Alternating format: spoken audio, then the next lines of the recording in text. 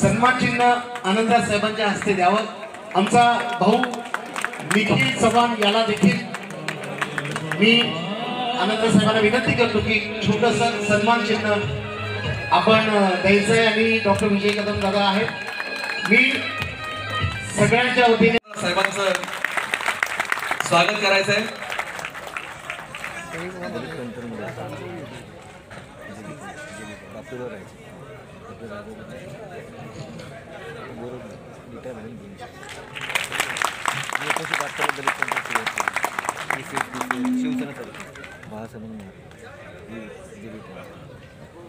या ठिकाणी महेंद्र ओबाळे साहेब यांना विनंती की त्यांनी या ठिकाणी सचिन सोनावणे विचार मंचावर यायचंय।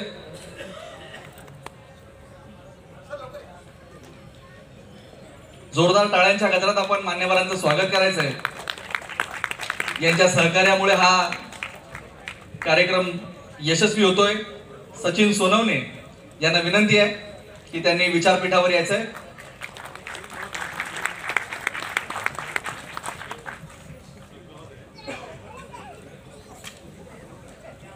या ठिकाणी या कार्यक्रमाला सहकार्य आयुष्यमान अमोल रोकडेजी यांनी देखील केले। ते या काही कारणास्तव या ठिकाणी उपस्थित राहू शकले नाही आणि त्यामुळं अशा त्यांचा संसार असा चाललेला असायचा। किंबहुना अनेक वेळा त्यांच्याशी बोलताना मला असं जाणवायचं की त्यांना त्याच्यात रमायचं नाही आहे। तो फकीर माणूस होता, त्याला त्या संसारामध्ये काही गोडीच वाटत नव्हती। आणि त्या एका शायर के शब्द मला असे आठवतात की उसने उलझा दिया दुनिया में मुझे वरना एक और कलंदर होता। असा तो कलंदर माणूस होता आणि त्या शांताबाई त्यांना ओढून आणायच्या। एक खास त्यांचं जे गीत असं आहे की त्याच्यामध्ये वामनदादा असं म्हणतात की उदरी भूक आहे, उदासीन मूक आहे, तरी वामनला तुझ्या सावलीत सुख आहे। बाबासाहेबांचं जेव्हा त्यांचं पालखीवर देह त्यांच्या घरापासून जेव्हा त्या गोदावरीच्या किनाऱ्यावरती घेऊन जात होतं होतं आपलं सगळे, आणि काही तरुण मुलांनी त्यांच्या चेहऱ्यावरती अशी छत्री उघडून ठेवली होती, तेव्हा मला हे गीत आठवलं की उदरी भूक आहे, उदासीन मूक आहे, तरी वामनला तुझ्या सावलीत सुख आहे, तुझ्याच सावलीत क्रांतीचा अंगार आहे, सुखाचे द्वार आहे, शिलाचे भांडार आहे, भीमा विचार तुझा पिंपळाचा पार आहे, असे वामनदादांचे शब्द। त्यामुळे त्यांना सगळे बोलवायचे। एकतर खास त्यांचं असं गीत आहे, त्याच्यामध्ये त्यांनी असं म्हटलं की होता वामन तसाच आहे, वेश बावळा तसाच आहे, पदरी त्याच्या पसाच आहे, असं पसा मिळायचं फक्त आणि त्याच्यावरती ते पुढे निघून जायचे। असे तरी वामनदादा असले आणि असं जरी त्यांचं आयुष्य असलं तरी एक खास त्यांचं जे म्हणणं असायचं। एवढे सगळी परिस्थिती असून सुद्धा एक तुमच्याकडे म्हणजे मी जेव्हा आनंदराजी साहेबांच्या बरोबर यमराज पंडितचं निधन झालं तेव्हा गेलो होतो, तेव्हाही मला हे शब्द आठवत होते। वामनदादा कर्लकांनी असं म्हटलं की वेश खालीचं घेऊन असा हा, देश दुःखात लोटू नका रे, सुख आपल्या घरी आणताना गळे कोणाचे घोटू नका रे। शेवटी वामनदादा कर्लक असं म्हणतात की बिना कफनाचा वामन बिचारा, गाड्याला काल खाचर करूनी, छान झाली इथे भेटले पण पुन्हा मसनात भेटू नका रे, साज पे गुजरी है वो किस दिल को पता है। त्यामुळं त्या ज्या शांताबाई त्यांना घेऊन यायच्या, दोन गोष्टी मी सांगतो आणि मग पुन्हा गाण्यांकडे आपण जाऊया की त्या झोपडीबद्दल, त्यांचं जे घर होतं त्या घराबद्दल त्यांनी असं म्हटलं की प्राण बोले आपल्या कुडीला, काय सांगू तुला बापडीला, काळ आला मला न्यावयाला, मला नेईल आता या घडीला, असं त्यांचं गीत आहे। त्याच्यामध्ये कडवं असं आहे की सगळे सोयरे आणि पावण्याला, चार घटकेचा होता विसावा, संपले येणे जाणे जगाचे, कोण पुसतो आता झोपडीला, असं त्यांची गीत आहे। आणि शेवटी वामनदादा कर्लकांनी असं म्हटलंय की ते अत्यंत प्रसिद्ध त्यांचे जे शब्द आहेत की त्यांच्यावरती जे काही गुजरली होती ते त्यांनी त्याच्यामध्ये व्यक्त केलेले आहे की उद्या वामन विचारित येईल, कडी पाहून कानोसा घेईल, कुठे गेली सखी या जीवाची, काय त्याने पुसावे कडीला. असं ते त्यांचं गीत आहे. मी तुमच्याकडे वळत असताना एक वामनदादा कर्नाटकांनी निवडणूक सुद्धा लढवली रिपब्लिकन पक्षाच्या वतीनं. अनेक लोक त्यांना बोलवायचे की आमच्याकडे या, आमच्याकडे या, आमच्याकडे या. पण बाबासाहेब आणि बुद्ध यांच्याशिवाय वामनदादा कधी कुणाकडे वळलेच नाही. त्यामुळं शायरच्या पुन्हा शब्द आठवता कि कहीं भी छोड़कर अपनी जमीन नहीं जाते, हमें बुलाती है दुनिया, हम कहीं नहीं जाते. असं फक्त बाबासाहेबांच्या पासून सुरुवात आणि बाबासाहेबांच्या वरती शेवट असे वामनदादा करतात.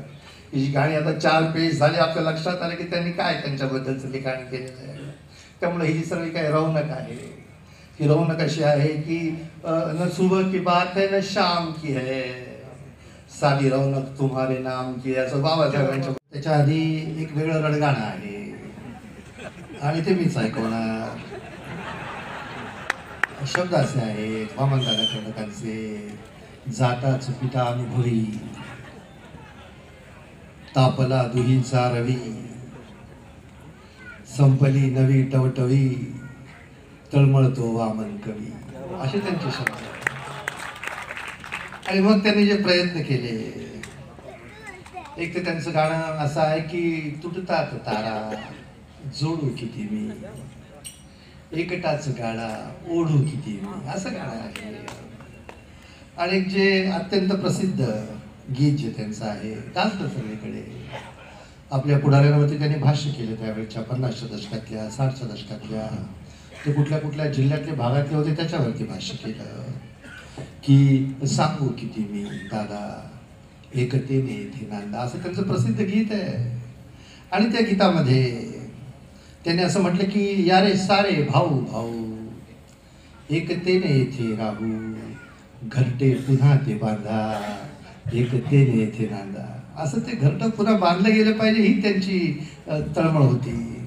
आणखीन एक जे प्रसिद्ध त्यांचं गीत मला नेहमी आठवतं, हे सगळं आपल्या आसपास बघितल्यानंतर वामनदादा म्हणतात, कोणाचे मुखडे इकडे, कोणाचे मुखडे तिकडे, पाहून तुम्हाला होती हृदयाचे तुकडे तुकडे. आणि मग ते असं म्हणतात की तुकडे तुकडे आणून इकडे, हळू हाताने सांधा, विहार आपले बांधा रे, विहार आपले बांधा. असं ते सारखं म्हणजे देर शुड बी युनिटी, ऐक्य, ही जी त्यांची कंटिन्युअस थीम होती. अनेक गाण्यांच्यामध्ये शेकडो गाणी आहेत. एक तर फार म्हणजे कडेवटपणा त्या गाण्यामध्ये आहे. व्हेरी बिटर वर्ड्स. म्हणवे की भीमाचे छेले जरी हे मेले, यांनीच भीमाचे तुकडे तुकडे केले. असं त्यांचं प्रसिद्ध गाणं आहे की ज्या गाण्यामध्ये वामनदादा स्वतःबद्दल असं म्हणतात की तो रक्ताने उभा तो जिवंत नाला होता, भोसकले त्याला यांनी विषारी भाले, यांनीच भीमाचे तुकडे तुकडे केले. असं त्यांचं गीत आहे. आणि जे आणखीन खास गीत वॉर्निंग दिलेली आहे त्यांनी, किंवा असं करू नका, उपासपोटी पिलं भूमाची, गेली असता झोपी रे, समजून माडी लावून काळी, जाळू नका ही कोपी रे. असं वामनदादांचे शब्द आहे की त्याच्यामध्ये त्यांनी पुढं असं शब्द म्हटले की असता वामन दक्ष भीमाचा, का बदलावा पक्ष भीमाचा, का बदलावे बंड भीमाचे, का बदलावी टोपी रे, उपासपोटी पिलं भीमाची, गेली असता झोपी रे, समजून माडी लावून काडी, जाळू नका ही कोपी रे. असं त्यांचे शब्द आहे.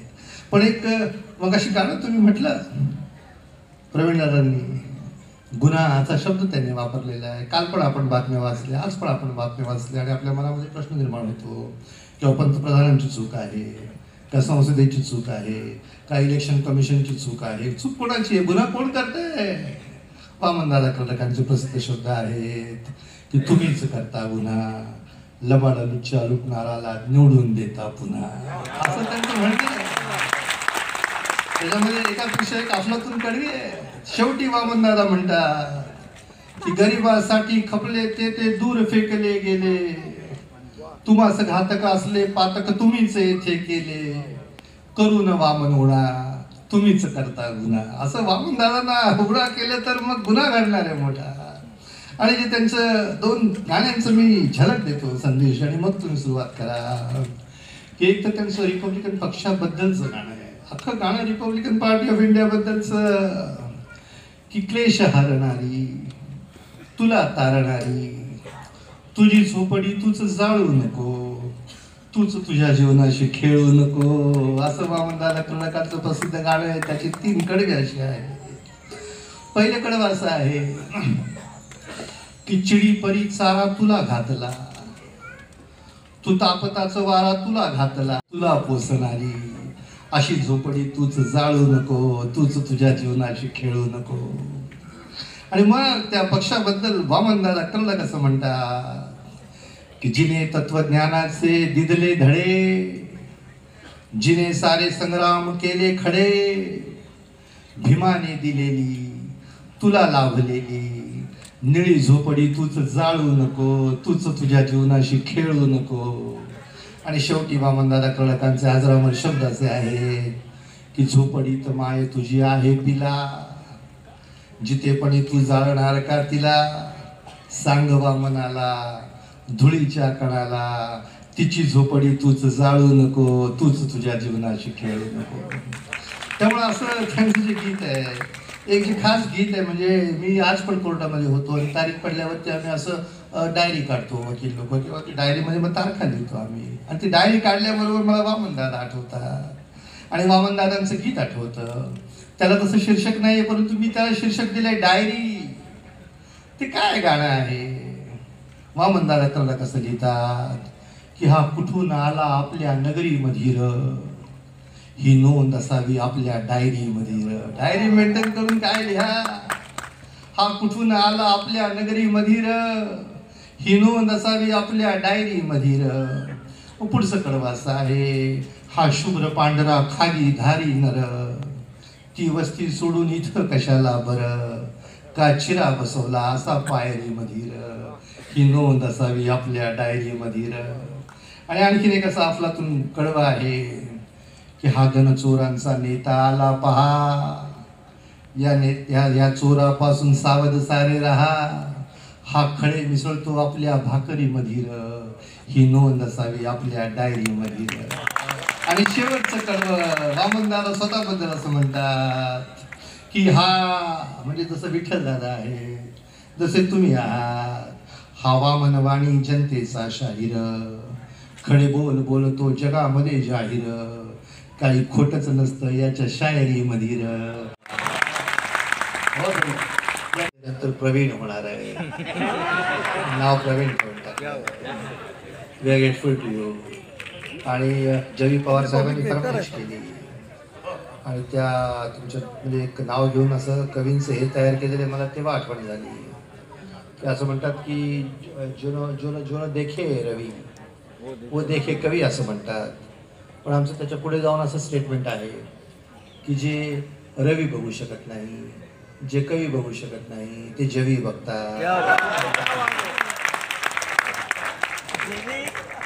To cut long story short, अनेक गाणी आपल्याला ऐकायची, 2-3 गाणी ऐकून आपण थांबणार आहोत. एक खास अनाउन्समेंट करायची आहे. संदेशजी, ॲडव्होकेट संतोष पराड हे मुंबई महानगरपालिकेमध्ये असिस्टंट लॉ ऑफिसर आहे आणि त्यांनी तुमच्या या सगळ्या म्हणजे वामन नव्या दवाने याच्यासाठी 5,000 रुपये त्यांनी तुम्हाला आता आज धमदान दिलेला. पण ते पैसे इथे दिसणार नाही, ते जीपे वरती तुमच्याकडे मॉडेल कळणार आहे.